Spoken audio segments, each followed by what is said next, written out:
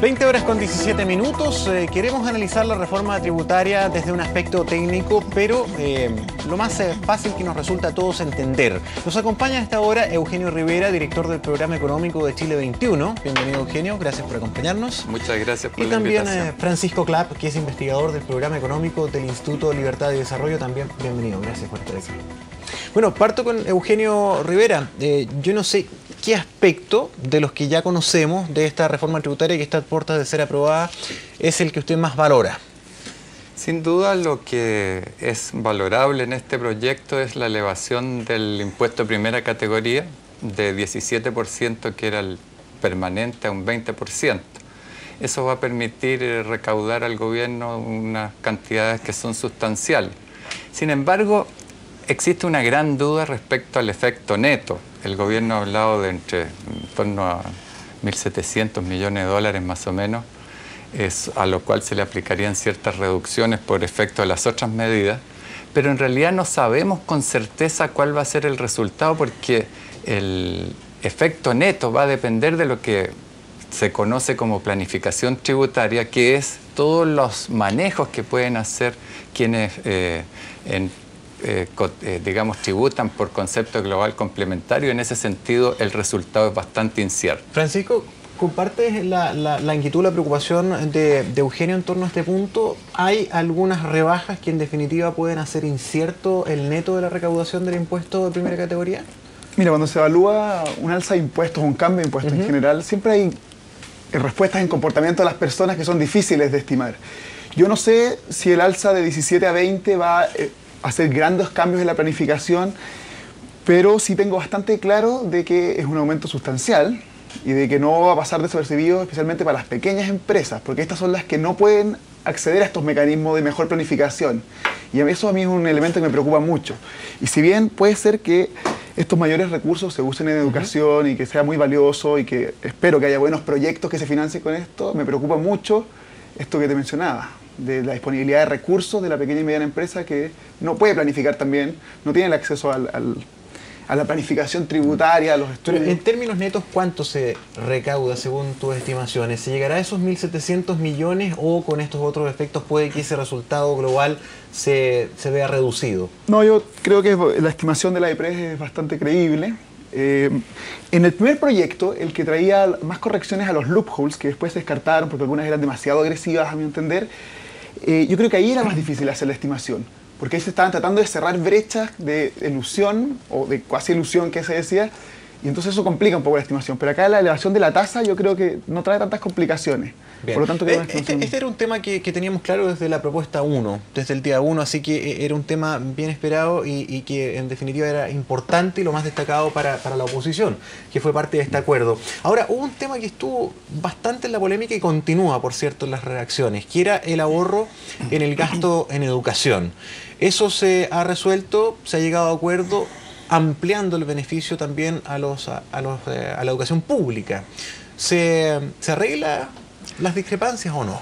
Yo veo ahí dos problemas. El primero es que esa ampliación tiene muy poca relevancia, porque la mayor parte de las personas no contribuyen en la educación pública. Se trata de gente con muy bajos ingresos y no tiene esas posibilidades. En ese sentido, la reducción va a quedar básicamente concentrada en lo que era el esfuerzo inicial en la educación subvencionada. Ahora bien, los principales beneficiarios de esa medida van a ser principalmente los sostenedores y muchos de ellos que tienen fines de lucro. La población, los padres y apoderados, por el contrario, van a ser solo parcialmente beneficiados. Si efectivamente se hubiese querido ayudar a las personas que de alguna manera están cargando en nuestro país con altos costos en esta materia, lo ideal habría sido tomar una medida más importante, que es eliminar definitivamente el copago, que además de la carga que representa para las familias, constituye un elemento adicional que diferencia la calidad de la educación. Quienes reciben, digamos que en definitiva lo que sucede, quienes pagan más reciben una mejor educación, y eso atenta contra la igualdad que se necesita en ese cambio. Vamos a seguir debatiendo este punto en específico, pero queremos señalar lo que ya aparece en nuestra pantalla en título rojo. El Senado finalmente hace instantes acaba de aprobar la reforma tributaria, 31 votos a favor, 3 en contra y una abstención. Es el resultado entonces de la aprobación de la Cámara Alta al informe que emanó de la Comisión Mixta, que había sido aprobado, que también pasó la Cámara de Diputados y ahora es ratificado por el Senado. Noticia en pleno desarrollo. Ahora la palabra la tiene Francisco con respecto a este ítem. Bueno, yo discrepo mucho con el análisis de Eugenio. Lo primero, esto yo creo que es una ayuda no solo para los padres que mandan a sus hijos a la educación con copago, porque como está ahora el proyecto y como se acaba de aprobar, este beneficio también lo pueden aprovechar familias que incurren en otros gastos en educación, como son las cuotas de los centros de padres, como son materiales, matrícula, bueno, los que van a municipal. Sí, pero ¿cómo en la práctica lo materializan? Porque también hay que tomar en cuenta el tema que él destacaba, o sea, no todos contribuyen. Claro, pero todos incurren en gastos en educación, aunque no paguen directamente al colegio, incurren en gastos. Y de hecho, como entiendo yo el proyecto actual, este permite a todos los padres, tan solo probando que tienen un hijo en la educación, reducir su carga tributaria. ¿Y cómo lo hacen en la práctica? Eso no me queda claro. O sea, ¿cómo acceden al beneficio? Yo tengo entendido que esto va a ser una presunción de gasto en educación. Basta tener un hijo que acuda a la educación para que tú puedes hacer usar este crédito. O sea, en ese sentido no sería discriminatorio, como plantea Eugenio. Pero, por ejemplo, una familia que tiene un ingreso general de, no sé, 300.000 pesos y tiene un niño en la educación pública y ese papá no hace declaración de impuestos. Claro, lo que pasa es que pero gastó en su matrícula, qué sé yo, 20.000 pesos y va a querer acceder también a este Claro, lo que pasa es que esta medida está concentrada para ayudar a una clase media que paga impuestos actualmente, es decir, familias que tienen ingresos entre 500.000 y 1.200.000 líquidos. Por lo tanto, la ampliación al resto no es tan visible en la práctica. Claro, lo que hay que tener claro es que esta no es una medida que quiera ayudar a los más pobres, sino que es una medida que trata de ayudar a esta clase media que muchas veces se siente abandonada al no recibir tanta ayuda del Estado, no estar a veces fuera de las subvenciones y que quiere tratar de apoyar la educación de su hijo lo más posible. Desde ese punto de vista se apostó por mantener el apoyo a los más desposeídos, digamos, o los que tienen menos recursos a través de lo que es las subvenciones. El problema de la reforma es que deja excluido al 80% de la población que no paga impuesto a la renta. Y esos son los más pobres del país. Y eso mismo se da en la otra cosa, que es la reducción de las tasas del impuesto de segunda y de global complementario. Fíjese usted que estuve viendo ahí y sale hoy día como titular en los diarios de la tarde, en realidad hay un diario de la tarde, sale que 8 millones de personas, cerca de, bueno, el total de... Casi 2 millones van a ser beneficiados. Entonces uno empieza a ver, hay 8.200.000 contribuyentes. 6.700.000 van a recibir 0 beneficio, es decir, corresponde al 81% de los contribuyentes, porque ellos no pagan impuesto a la renta, lo que ellos pagan y en gran cantidad es impuesto al valor agregado, lo cual no se toca. Entonces el 80% de las familias no reciben ningún beneficio en materia de reducción tributaria ni tampoco en materia de educación. ¿No hay ningún beneficio en forma indirecta de esa inmensa cantidad, 80% que queda fuera de estas ayudas tributarias? Mira, yo creo que hay que tener súper claro acá que las rebajas tributarias del impuesto a la renta claramente van a beneficiar a aquellos que pagan el impuesto a la renta. Claro. Entonces es pedirle una cosa que no puede hacer. Pero yo creo que hay 3 medidas acá que son súper importantes y que son para estos contribuyentes, que si bien son de estos 2 millones que sí pagan, pero que son los que menos ganan, y que son el crédito, como comentábamos, la reliquidación y la rebaja de tasa. La reliquidación es algo que se ha comentado muy poco, la reliquidación automática, pero que favorece a mucha gente, especialmente aquellos que tienen mejores ingresos, 600, 700.000 pesos transitoriamente, pero que después quedan cesantes. Y que hoy día, con el sistema, bueno, el sistema antiguo, pagaban impuestos en esos meses que ganaban más, y después no pagaban, pero en promedio no deberían haber pagado durante un año. Y eso se corrige. Y yo creo que termina con una discriminación arbitraria que tenía nuestro sistema, que me parece muy positivo y que debe recalcarse. Es positivo, pero no hubiera sido deseable y cómo de alguna manera se puede hacer para beneficiar a la mayoría. Porque acá está haciendo una reforma tributaria que en rigor, claro, allega en general fondos para la educación en su conjunto.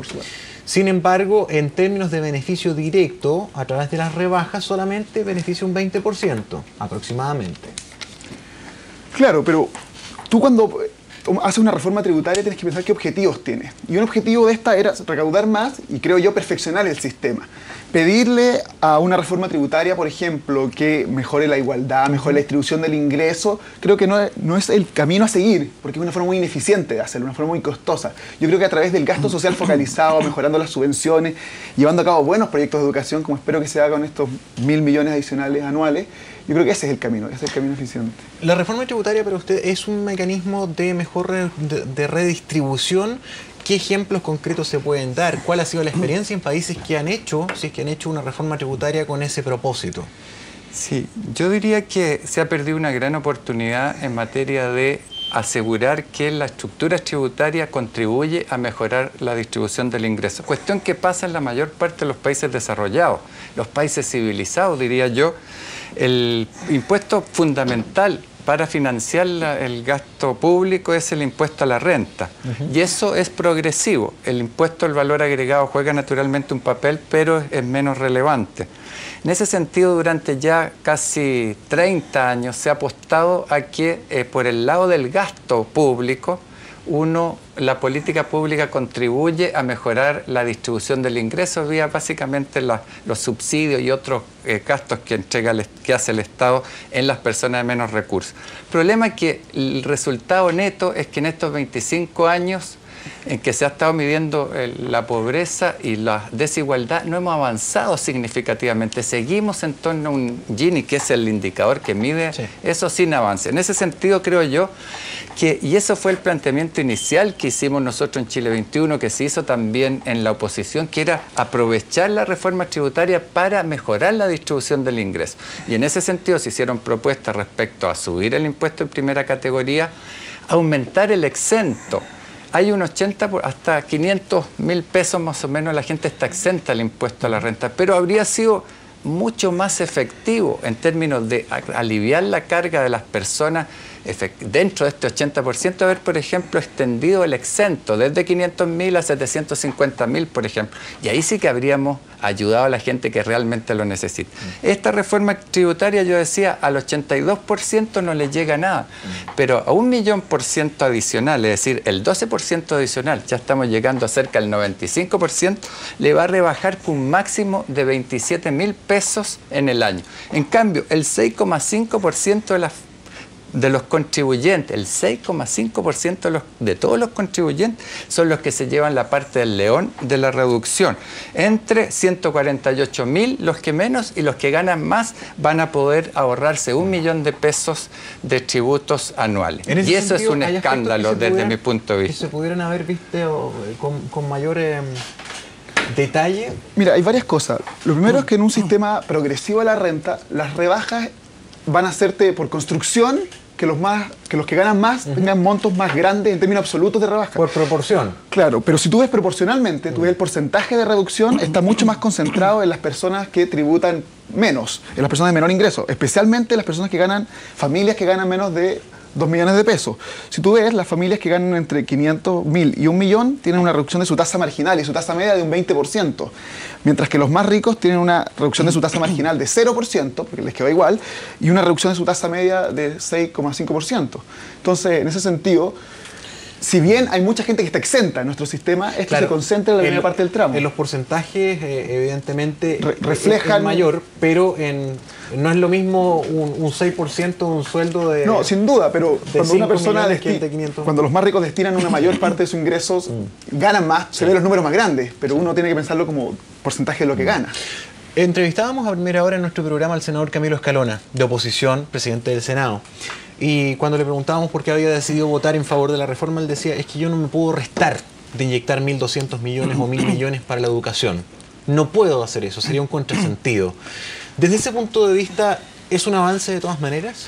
Yo creo que el senador Escalona, que ha sido uno de los principales artífices de la incapacidad de la oposición de tener esta política del gobierno de reducir la carga tributaria a los más ricos, porque eso en el fondo, creo yo que se equivoca profundamente, porque esta reforma tributaria, en primer lugar, lo que hace es, como decía, reducirle la carga a los más ricos. Y yo no veo ninguna razón por qué quienes se construyen grandes casas en las playas, etcétera, se vean beneficiados por esta reducción, porque también van a ser beneficiados aquellos que ganan más de 10 millones mensuales, porque parte de su contribución va a estar sujeta a una menor tasa. En segundo lugar, se afirma esta idea de que este ataque, creo yo, a la educación pública. Más de 10 millones no van a ser beneficiados directamente. No, van a ser directamente. 40%. No. Porque ellos, la tasa marginal es 40%, pero ellos por el tramo que ganan, digamos, entre 3 y 4 millones por ese tramo están sujetos a una rebaja. El tramo entre 4 y 5 están sujetos a otra rebaja. Entonces, incluso aquellos que tienen salarios, digamos, lo que el 1% de la población gana, digamos, per cápita, no sé, como 4 millones de pesos. Esa gente se va a ver beneficiada. Entonces, el gobierno debería explicar cuál era el sentido de aplicar rebajas tributarias cuando los requerimientos en educación, según todos los expertos, no son, digamos, 1.000 millones de dólares. Con eso no le hacemos ni un cariño a la cosa. Decía, la sola venta de la diputada Las Condes generó un ingreso por 1.200. Pero si es tan así distinto el panorama como usted lo describe, yo no puedo entender que haya habido 31 senadores, incluidos de oposición, en favor de esta reforma tributaria y que a su juicio es tan mala. Yo creo que hay un problema serio de liderazgo en la oposición, del mismo modo que en relación con la reforma del salario mínimo, el gobierno simplemente impuso una reducción muy pobre, en este caso por una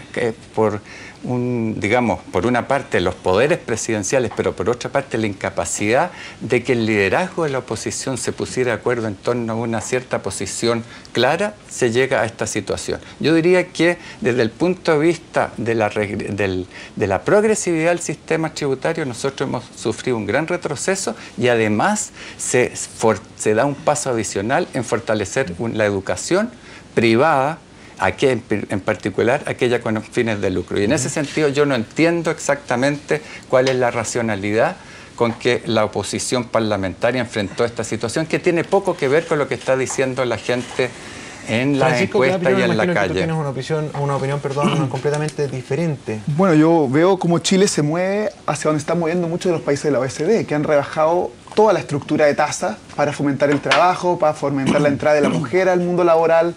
¿Por qué? Porque las sociedades necesitan que la gente trabaje para crecer. En Chile es uno de los grandes problemas que tenemos y bajar las tasas efectivamente hace eso, especialmente, por ejemplo, las mujeres. Y hay mucho estudio que corrobora que lo que se llama el second earner, es decir, la segunda persona que aporta ingreso a una casa, responde mucho a la tasa, porque está tomando la decisión si va a tener que dejar a los hijos con algún sistema que los cuide para entrar a trabajar, y ahí los impuestos influyen. Y los países, de hecho, desarrollados se están moviendo hacia allá. Si uno ve la tasa marginal de 40% en Chile, es bastante alta comparada con esos países bastante más ricos que Chile. Ahora, hay que reconocer, yo no sé, Eugenio, si así usted lo considera, que este gobierno no tenía en su programa una reforma tributaria. De una u otra manera está respondiendo a una necesidad que vino en el camino, que era la demanda de los estudiantes. Desde ese punto de vista se están logrando 1.200 millones, si es que así en términos netos o cerca de los 1.000 millones. Es un avance, ¿no? Yo creo que en ese sentido tiene usted razón, es un avance, aunque como decía al principio, no está claro el efecto neto. Sin embargo, el discutir sobre el tema tributario, como lo hemos visto, hemos estado hablando sobre el tema desde hace un año, hemos reiterado los distintos argumentos y en ese sentido uno dice, para 1.000 millones de dólares tenía sentido haber hecho todo este esfuerzo cuando solo para educación, Educación 2020 ha señalado que se necesitan 7.000 millones. Yo diría que no solamente es muy insuficiente, sino que además lo que ha hecho en último término es dejar planteado el problema tributario para la próxima elección presidencial. Probablemente ese va a ser uno de los grandes temas y eso genera incertidumbre para el inversionista. En ese sentido, ni siquiera desde ese punto de vista nosotros estamos haciendo un avance. ¿En ese sentido puede ser un boomerang? En el sentido de que si no se ha respondido del todo a las expectativas que tenía particularmente la oposición, los movimientos sociales, ¿puede ser un tema de haber dejado la puerta abierta y que eso sea incertidumbre? Mira, yo creo que sin duda se ha abierto una caja de Pandora acá, en el sentido de que se puso arriba de la mesa que se necesita una reforma tributaria, nosotros en el Instituto tenemos serias dudas desde un comienzo de que se necesitaba y de que era lo correcto en la coyuntura económica, por decirlo de alguna forma, salir a discutir este tema.